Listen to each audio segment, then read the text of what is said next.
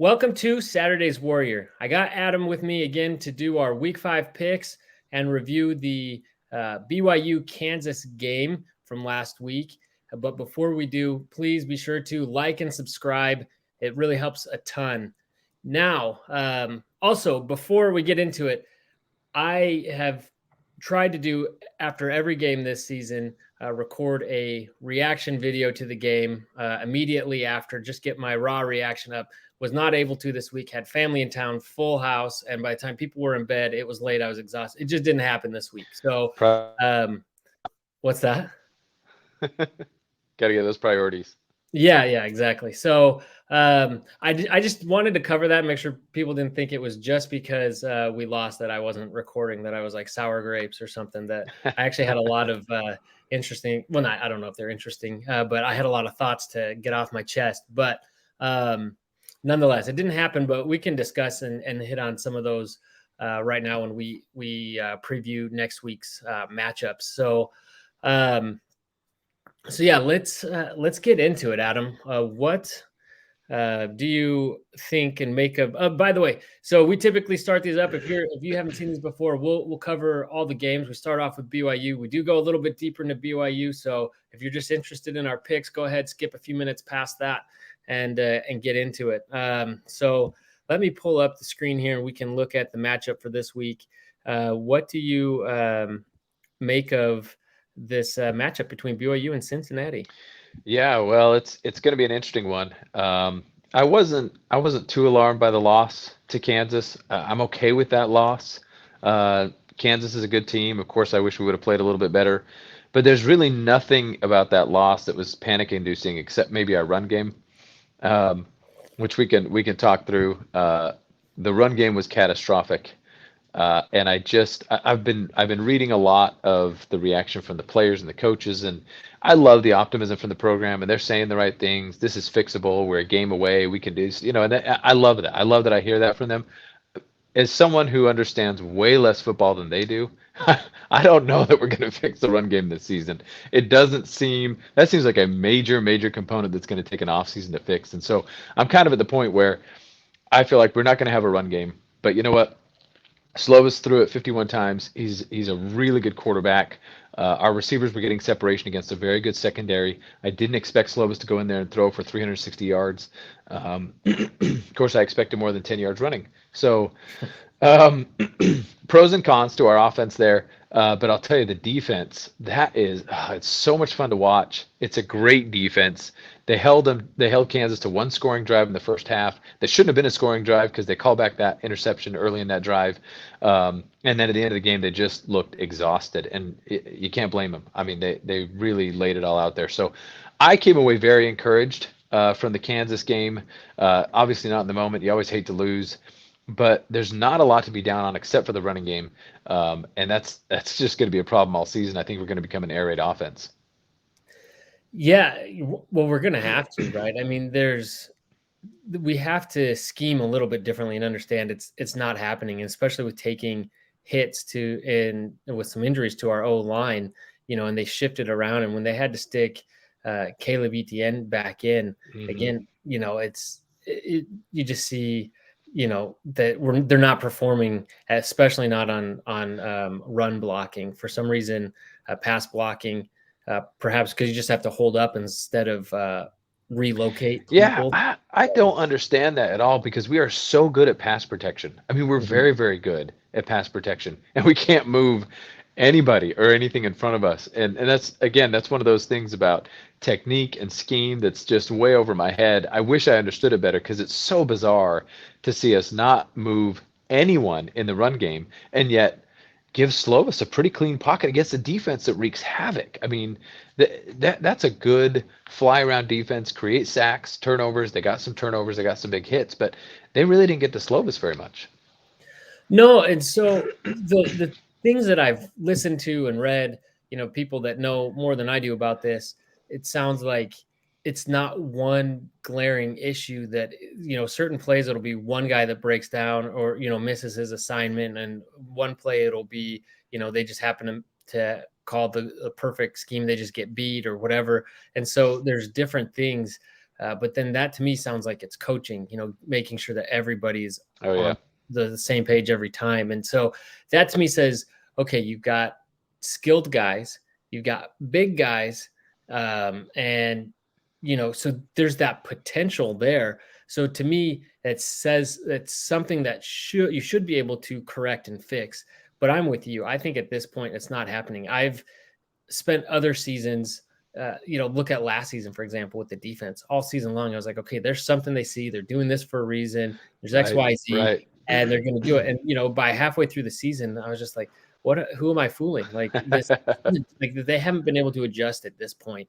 It's Yeah. not happening. And so I just think, especially going up against, tougher and tougher competition, I don't know if that's the time that we're going to be able to put it all together. Exactly. So, Yeah. and that's to your point, do we just go air raid? And Slovis showed that he's up for it. I mean, last week, as you mentioned, he was thrown all over the place, and this was the Slovis we've been waiting for. Yeah. I mean, I feel like it was a lot of, I've talked about this past weeks, was a lot of him, throwing like darts at people, and he could get it out, and he was accurate.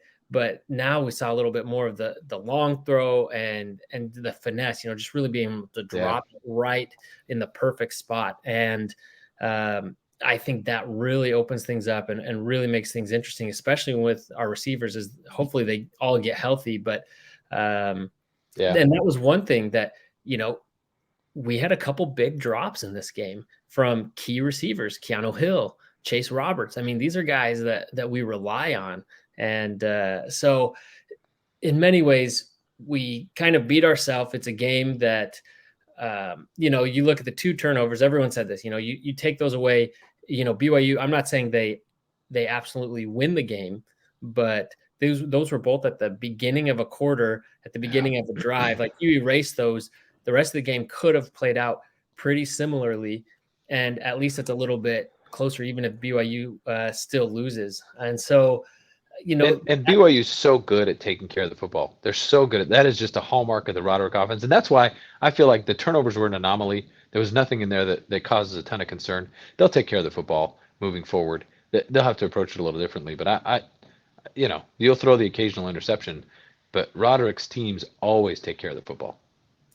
Yeah. So, that is what it is. And BYU still hung in there against a very good offense, and with what proved to be a pretty feisty defense, at least for us, and again, not having the run game makes us fairly one-dimensional, which allowed them to scheme appropriately. And something I thought was interesting, actually, before I mentioned that, the third turnover, I mean, it was a wash. It was essentially as if it was an incomplete pass, because he ran it back essentially to the line of scrimmage.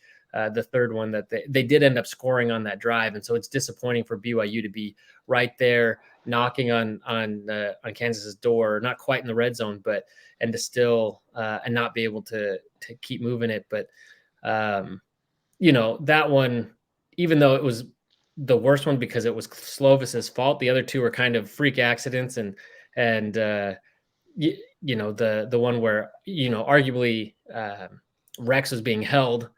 And so, those other two, like you said, those happened. The third one, was the least damaging in some ways, but it was the one that was completely our fault. It wasn't just on accident. But something I thought was interesting is I heard that they were really focused, that Kansas's defense was really focused on stopping the run game, which I guess then forced BYU to become one-dimensional. But BYU is kind of one-dimensional whether you load the box or not. So I thought that was interesting that on a team that can't run, that they were really focused, that the defense was focusing on the run. And I don't know, I haven't gone back to look at that specifically what they were doing, but I find that interesting. Yeah, I don't know. Maybe they said the same thing about SUU, and it seems odd that all teams are. To me, that's just sort of the obvious thing to say. Like, we couldn't run the ball, so they must have been focusing on the run. I don't know. I think it's a combination of us playing better defenses and us not being, just not being competent in the run game. And I don't think it gets any easier this week against Cincy. They're a really good run defense. Yes. So yeah, perfect. So it brings us to this week's game, and it is an interesting matchup because they had, I can't remember, some insane number of drives that go to the red zone and they're not able to score, and they put up tons of yards against Oklahoma and just didn't punch it in the red zone. So is that kind of one of those things where it's just an anomaly, or was it scheme, or just matchup with the opponent that it's just a matter of time before you get that many trips to the red zone where you start getting in for touchdowns, or is it a sign of deeper troubles for Cincy being able to score? And so it's hard to say at this point. Yeah, I think so. I mean, 4 games, you got enough of a pattern. And you look at Cincy's body of work. They beat Pitt. Pitt turns out to be not so good on the P5 side of things. Lost to Miami of Ohio in a pseudo rivalry game. Lost to Oklahoma at home that you'd expect, but held Oklahoma to 20 points. And so I feel like you've got a pretty tenacious defense there, especially in the run game. Their pass defense isn't quite as good. Their front four, their D line is just mean. I mean, just mean. And I don't see us running the ball on them at all. But I do think we'll throw the ball. I think the outcome is going to come down to our defense and their offense. Their offense, as you mentioned, their red zone isn't so great. They're a little turnover prone. I think Emory is 7 TDs to 5 interceptions, something like that this year. So I like our chances against Cincinnati because we're at home, because it's a Friday, because their offense has been a little shaky and our defense has really been the strength of the team this year. And I feel like Slovis has proved that we can, he can throw it on a team that that knows they're going to throw the ball. It's sort of like when a team's going to run against you. And I use this reference because this is what happened to us all last year. We know they're running, they know they're running, and we can't stop them. And that happens so many times when you just get, 2 tight end sets and they're just moving the ball in 4 and 5 yard chunks against you. That's what it felt like Slovis was doing to Kansas. Everyone knew we were throwing the ball. Everyone knew we couldn't run the ball. And our receiver still got separation. He still found the open guy. He still had time to throw. That was a really impressive offensive performance, despite the pittance that was our run game. And so I feel like Cincinnati's going to run the exact same thing. We cannot run the ball on that front four. They are way too good. But I do think we can get pass protection. We get enough time to get the ball out and move the ball downfield and get to, the 30-point mark, which I think is going to be enough against this offense. Yeah, no, that's a really good point. And one thing that I was listening to, I can't remember which source, sorry to not credit them, but talking about if when Kansas or when Cincy, when they get kind of behind the chains and they get 3rd and long, and he's got to really drop down in those obvious pass situations, that's where Emory does not do very well. And so if you can kind of force him into those 3rd down situations, and then I trust our defense to come up big in those plays. An issue is I think we're still waiting to hear on some of the players that were injured. Ben Bywater's out. That's huge. A little concerning. Yeah, it's huge. Yeah. Obviously, we've got some other great players there, but well, you got to love that Harrison Taggart, right? Yes. 4-star, 5-star guy waiting in the wings to come in. That's new. That's Big 12 depth at the linebacker position. We'll see. It's going to get tested. I hope Bywater's back because you're right. Without him, it gets a little dicey. He's the heart of that defense.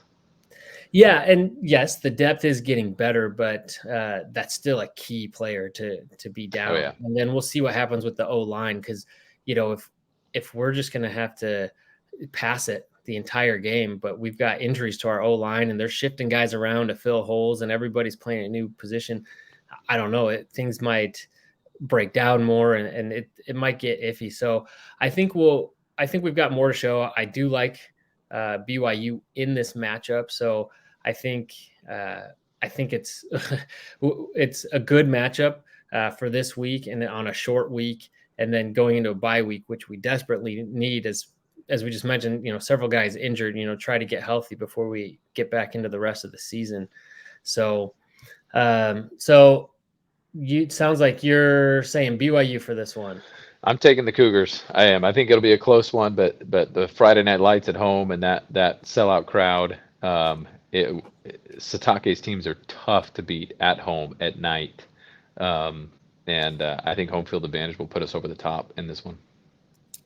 Yeah, I do too. I know I've been kind of a Debbie Downer in picking against the Cougars for a couple weeks in a row, but I do think BYU will do this. This is their officially Big 12 home opener. It's a little bit of a bummer to have a non-legacy Big 12 member as that first Big 12 at home matchup, but we kind of already had that against Baylor, playing them shortly after finding out we were getting into the Big 12. Well, no, I guess that was the year after, but so Nonetheless, it is officially Big 12 at home Friday night. I think the crowd is going to be raucous, and we just do well on at night games. So Yeah. I think it's going to be a lot for Cincy there. And one thing I forgot to do again is to review our picks from last week, and so let's quickly cover that.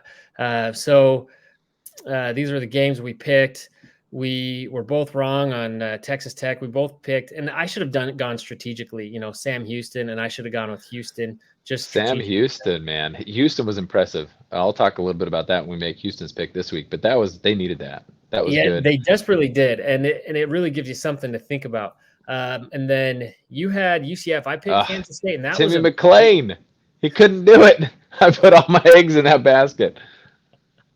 it was a great game though, and it was Yeah. closer than the score indicated. Yep. It Then was. going to the top 25 games, we had again largely the same picks. I got caught up in the USF game of Alabama and thinking, man, they must be really down, hearing about the issues. But that was an impressive win for Alabama, unfortunately. Absolutely. And putting my faith in Lane Kiffin like that is, what was I thinking? And then also going back to think, do I think Alabama is going to lose 3 games this year? And I'd say probably not. And I think that LSU is going to win their division. So likely winning that game. So to have them have a third loss, I don't know. So should have rethought that. But anyway, you picked UCLA. Utah somehow won that game. They did. They squeaked that one out. I know they're coming up in our picks again this week. And I can't get on the Utah bandwagon. That offense is just not good. That defense was stifling. I mean, really, really impressive. And boy, you got to have Cam Rising back at some point. You hope, but that offense, whew, they're struggling. Yeah, their defense is as good as their offense is bad, which is crazy. So my dad's a Ute, and like I said, I had a full house. He's on his phone. It was at the same time as the BYU game, watching that and giving us updates that we didn't care about. And I just kept saying, like, man, UCLA is not good. And I think he was offended, like, no, Utah's just good. And I was like, well, but as good as Utah's defense is, like, to have their offense is that bad that their defense at some point you'd think would wear down, and you'd be able to wear them down and just start getting points by the, at least by the fourth quarter. So anyway, good pick on Washington State. Wazoo did have the more impressive resume, and it was a good, solid win there. Let's see. Dude, Razorbacks actually took it to I know, that was close. That made me feel good about our win at Arkansas. That was impressive. Absolutely. And Notre Dame let me down. I mean, not that I'm a Notre Dame fan, but the last play of the game, that was insane. That was such good college football to watch. I really wanted Notre Dame to pull that out. I was rooting for them, and it killed me when they just inched across the goal line on the last play of the game. But it was a fun game. Bummer. Yeah. Oh, great game. But yeah, what a bummer. So here we're at. I actually got game. You picked one. That's good. Only netted one. So closing that gap just a little bit. So let's see. All right. So back to our picks for this week. And we did BYU Cincy, both of us on BYU. And now this is the Big 12 matchup of the week. What do you make of it? So it is the Big 12 matchup of the week. Unfortunately, I think there's a huge talent gap between Texas and other teams in the Big 12. And so I know Kansas is coming in undefeated. They just beat us. We should be high on Kansas. I hope they go in there and give them a run for their money. But I'm going to keep picking Texas by a lot until Texas proves me wrong. And I think Texas wins this one comfortably, more so because it's at home. If it's an away game, I like Kansas's chances a little bit more. But at Texas, I just don't see Kansas having enough to make an impact there. Yeah, I really want to pick Kansas here because I said before the season, I think somebody's going to come along and surprise Texas. But what we've seen this year is that the middle is actually pretty thin in the Big 12 this year. It's not like other years where it's a very deep middle. And there's a lot of parity, which is fun. but it feels like that's the middle, right? You're not talking about Texas, Oklahoma. Yeah, and our middle, there's a definite drop off between the top and the middle where it's going to be a little bit harder. And I don't think Kansas is going to go under the radar for Texas. Coming in 4-0 and coming off a pretty impressive win over BYU, and they could get lucky, say, oh well, maybe Texas is looking ahead to the Red River rivalry, but. I don't know if I see it. So I'm gonna stick with Texas on this one, but boy, it would be great to see Kansas pull out that upset. It will be fun. So all right, here. Now an equally competitive game. Yes, I Maybe think even more so. competitive. Well, and I'll say two teams that I had completely wrong last week. I really thought Texas Tech was going to right that ship, and they've got some major, major issues on offense. Major issues. I mean, they should have been great this year, and I feel for Texas Tech fans. It's so infuriating when you should be polished, experienced, and good on offense, and you can't get it going. I like Houston in this one. Even though I've been down, I've been picking against Houston over and over again. Sorry, Houston fans, but I'll show you some love this week. I've got Houston over Texas Tech. Dana Holgerson woke up that offense against a good Sam Houston State defense and ran all over them. And now they're going to come to Texas Tech, and they'll have enough firepower to get it done. I worry about Texas Tech. At some point, those your players start to lose a little bit of faith. They'll say the right things, they'll try it, but sports psychology will get to you. You've just lost so many games, and you're just beating Tarleton State isn't going to do it. And so I don't know that they have the the intestinal fortitude to stop a Houston team that seems to be on an opposite trajectory. Texas Tech is just kind of trending down, and Houston finally has some momentum. Let me say, if Texas Tech does not win this game, their season's already not what was expected. It's already going downhill. But they're in emergency mode if they don't win this game. But I'm with you. I think Houston, despite the fact that they've been a little bit of Jekyll and Hyde, I do think that they've been able to put enough together. Hopefully their confidence is growing. And Texas Tech, I mean, I thought their losses earlier in the season were respectable losses so that their record was not reflective of the quality team that they were. And West Virginia's shown that they're actually better than expected. So that wasn't the worst loss, but they should have been able to go out there and compete better. And Shuck, who had his issues, is out. And so that really makes me that right there. Yeah. I think if Shuck were in, I think I'd probably still lean to the Raiders because it's at home for them. But I think with him out, I just don't see it. Tech's backup is supposed to be the best QB prospect in the Big 12 right now. He is, I mean, besides Manning, who's going to the SEC, but he is supposed to be the golden boy with the golden arm. So we'll see if he's really got it. I agree with you. It's more than talent, and Texas Tech can have a talented QB, but it's experience in games like these where Houston's playing for their season too. Neither of these teams started off well, so they're both going to bring an edge of desperation to the game. But I agree. It's just I think it's going to be too much for that Texas Tech QB to come in his first collegiate start. And to be fair to him, he was thrown in the game last week, which is a little bit tougher, but he's been able to take all the reps this week in practice, and he'll come in arguably, more prepared. And this is the last couple times that these two teams have played. It's been pretty fun. It looks like it's a budding, not that it's new, but kind of in the Big 12, a new rivalry that, it could be a wild game. Anything could happen. And who knows what Houston will see, but I think it could be a really fun game. We could be surprised, but yeah, I think Houston, just going against the betting line there, I think they pulled this one out. What was a game that, preseason that I was looking forward to? Baylor at UCF. Baylor's another fan base that I feel for right now. They should have been good. I like Dave Aranda a lot. I like Grimes for obvious reasons. I love that coaching staff, and they are struggling so bad right now. I like UCF in this on a bounce back game after the Kansas State game. They went in there and they fought toe to toe with Kansas State at Kansas State. They've got Baylor at home. I think they'll pull it out, and I think Baylor's just walking away looking for answers. Yeah, I think the Knights had this one. They looked really well. I didn't watch the whole game, but what I watched, I mean, they were hanging in there toe to toe with a very good Kansas State team at Kansas State. So um, I think UCF pulls this one out. Iowa State at Oklahoma. Yeah, I don't know how much time I want to spend on this one because Iowa State will play some defense in this, and Oklahoma will score some points, and I think that'll be I think that'll be the end of the game.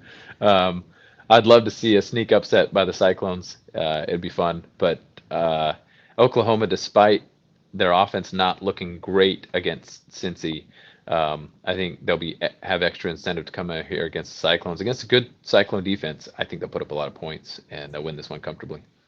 Iowa State finally put up some points last week. They did. Poor I mean, Oklahoma State.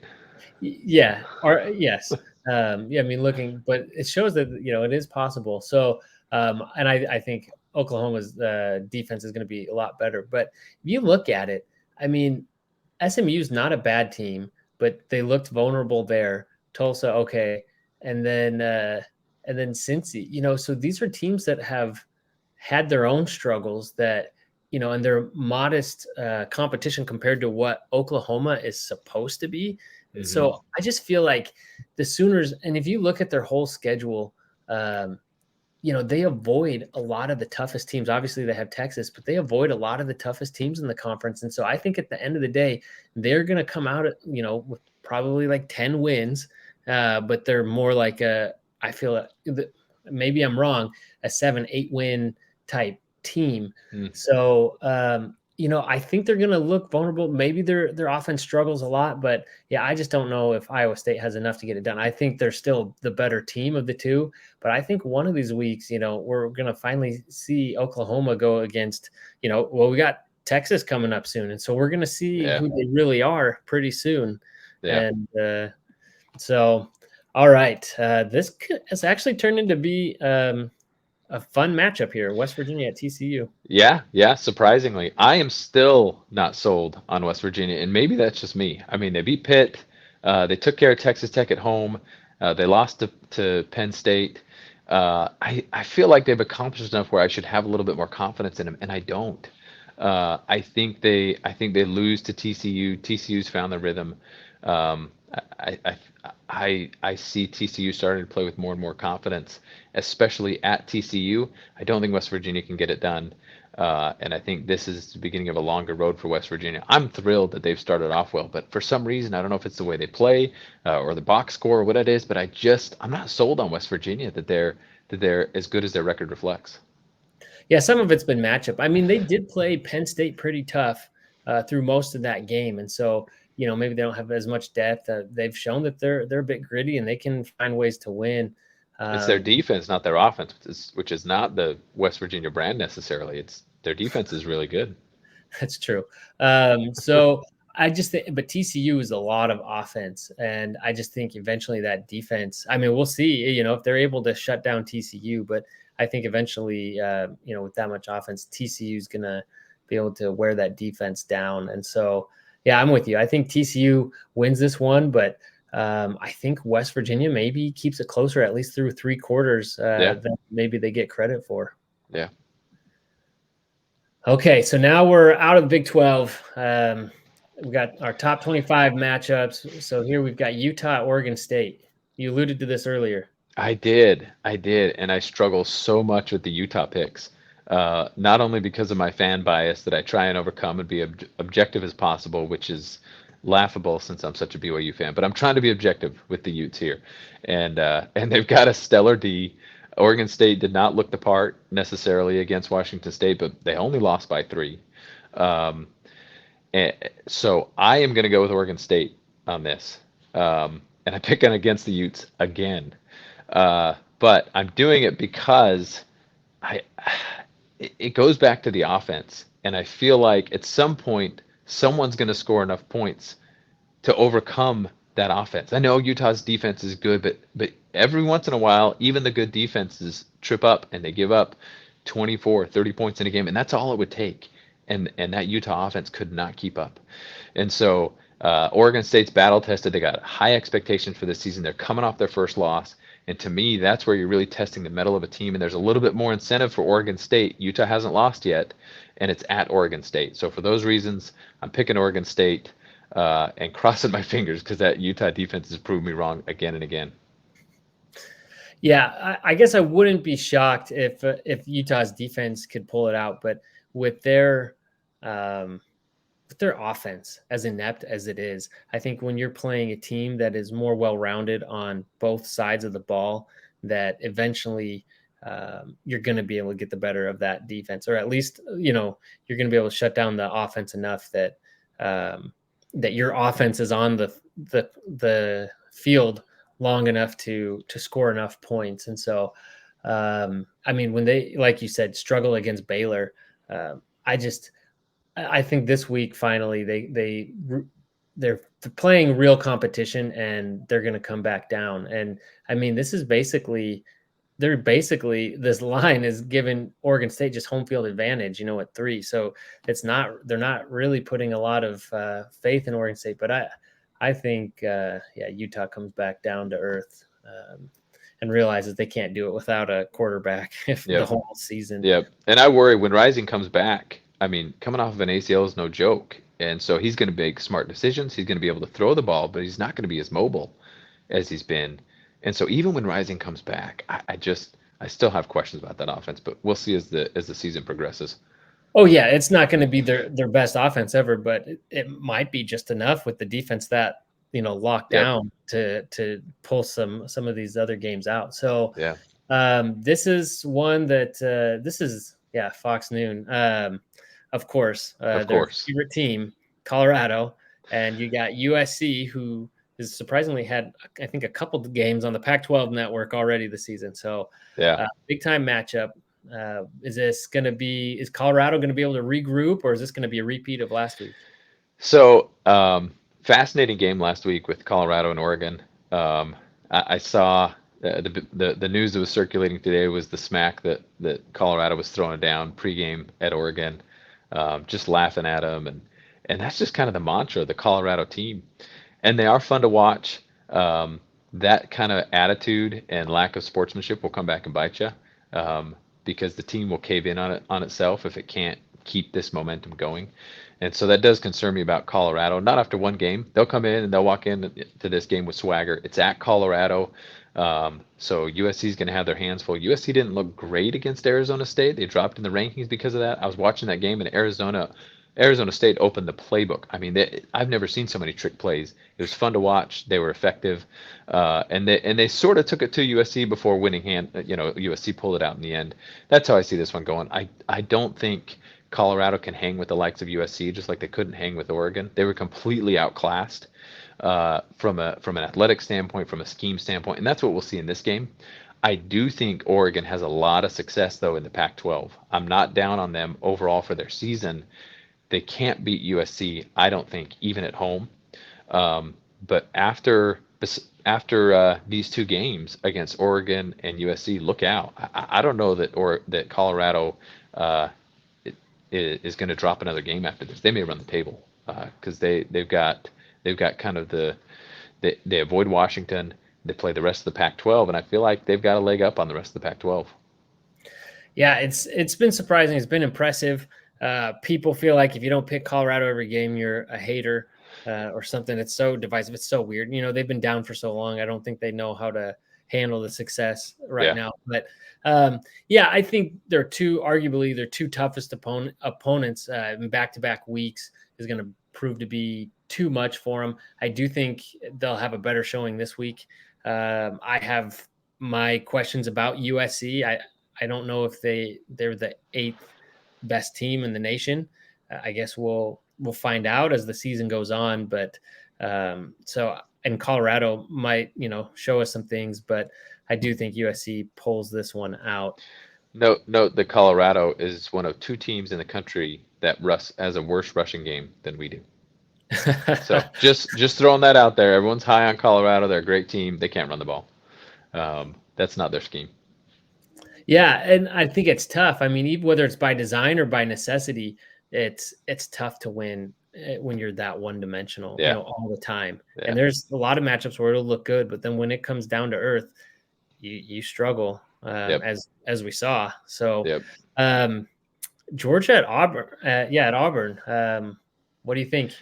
Yeah, I feel like the SEC has to try and manufacture some drama this year, because they've taken a step back as a conference, except for Georgia.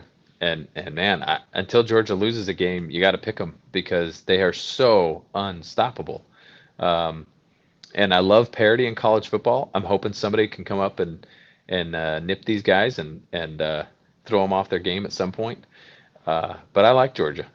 I like that they dethroned Bama. I don't mind them winning right now. And man, that defense is fearsome. And so Auburn's rebuilding. I don't think they're quite as good as their 3-1 record suggests. I think they're probably a 500 team this year. But I like Georgia in this one. Yeah, Georgia's schedule, compared to, what an SEC schedule, what they make it sound like is cake this year.